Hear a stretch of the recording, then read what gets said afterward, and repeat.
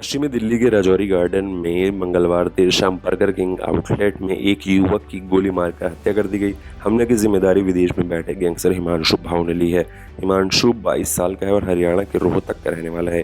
इसे gangster Lawrence Bishnoi को anti gang माना जाता है। कहा जाता है कि हिमांशु भाऊ इस समय गैंगस्टर लॉरेंस बिश्नोई के खिलाफ गैंग खड़ा करने में जुटा है। हिमांशु के खिलाफ 18 केस दर्ज हैं। हिमांशु फर्जी पासपोर्ट के जरिए विदेश पहुंच गया था। उसकी लास्ट लोकेशन पुर्तगाल में मिली थी। दरअसल हिमांशु भाऊ रतौली गांव को रहने वाला है।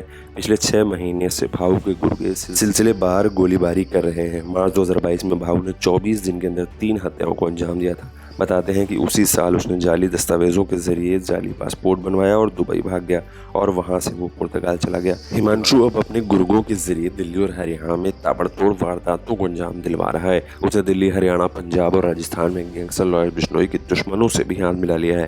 कहते हैं कि हिमांशु गैंग मुख्य रूप से व्यापारियों, शराब कारोबारियों और सट्टेबाजों से भी पैसे वसूल रहा है।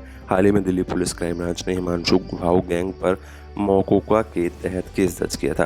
हिमांशु भाऊ और उसके गिरोह पर हत्या, धोखाधड़ी, लूट, फिरौती के केस दर्ज हैं।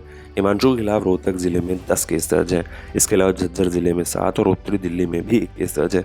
हरियाणा पुलिस ने हिमांशु पर 2.5 लाख का इनाम घोषित कर रखा है। वहीं दिल्ली पुलिस ने उस पर 1 लाख का इनाम घोषित किया है।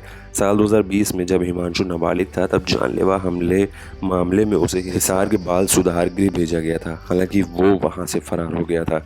हिमांशु के नीरज भवान और पाली गैंग से संबंध है। हरियाणा, दिल्ली और पंजाब तक में उसका नेटवर्क है। लोकेशन के आधार पर अंदाजा लगाया जा रहा है कि हिमांशु भाऊ अभी भी पुर्तगाल में छिपा बैठा है। हालांकि सूत्र बताते हैं कि हिमांशु डंकी रूट के जरिए कथित तौर पर अमेरिका पहुंच गया है। फिलहाल हिमांशु विदेश में बैठकर ही दर्जनों शूटर्स का सिंडिकेट चला रहा है। खुफिया एजेंसियां लगातार भाऊ पर नजर रख रही हैं और उसे वापस लाने के प्रयास किए जा रहे हैं। उसके सबसे करीबी साहिल को कुछ हफ्ते पहले अमेरिका से हिरासत में लिया गया था। साहिल के खिलाफ भी रेड कॉर्नर नोटिस जारी किया गया था। साहिल कथित तौर पर विदेश से भाऊ के साथ जबरन वसूली का रैकेट चलाता था और कई मामलों में वांछित था।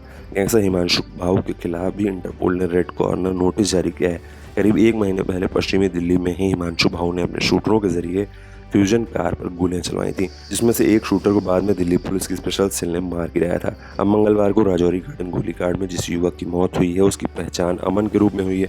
पुलिस के मुताबिक अमन अशोक प्रधान गैंग से जुड़ा था। सूत्रों के मुताबिक अक्टूबर 2020 में गैंगस्टर नीरज भवाना के रिश्तेदार शक्ति दादा की हत्या हुई थी। उसे 14 गोलियां मारी गई थी। इस हत्याकांड में अमन पर मुखबिरी करने का शक जताया गया था। इसके बाद अमन हिमांशु गैंग के निशाने पर आ गया। पुलिस जांच में सामने आया कि हमलावरों ने अमन की हत्या का प्लान बनाया था, इसलिए उसे राजौरी गार्डन स्थित बर्गर किंग आउटलेट में एक ट्रैप के तहत बुलाया गया था। तीनों हमलावर मंगलवार रात करीब 9:30 बजे आउटलेट में घुसे और करीब 10 से 15 राउंड फायर किए। पुलिस को अंदेशा है कि मौके से गायब लड़की भी साजिश में शामिल है। लड़की का आपराधिक रिकॉर्ड भी रहा है। हरियाणा में उसकी पहचान कर ली गई है।